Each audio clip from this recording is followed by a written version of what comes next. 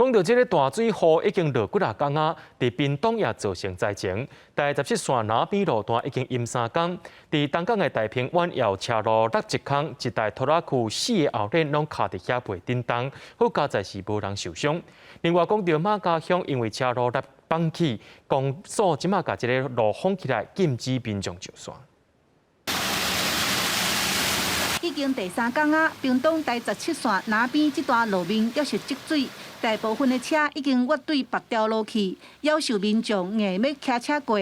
两边骑过水上深的所在，差不多到脚头有，爱撩水才会当出门。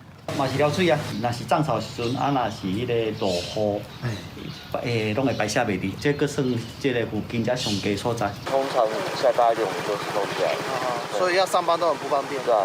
附近民众对淹水已经惯习，不过大平湾遮的路面因为大雨，熊熊落一个坑。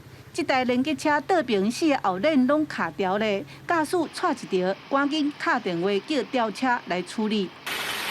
山区马家乡初二规工的雨水量将近300公里，全国第2多，真侪山路出现石头落落来，也是落去。加在已经撤离20人，警方嘛溜红色线，即马禁止人车上山。必须要封山封路，因为上面都有土石流以及落石。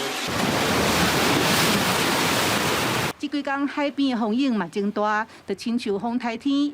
东流线按初2中昼以后到初3规天拢停开，要等天气转好才会开放。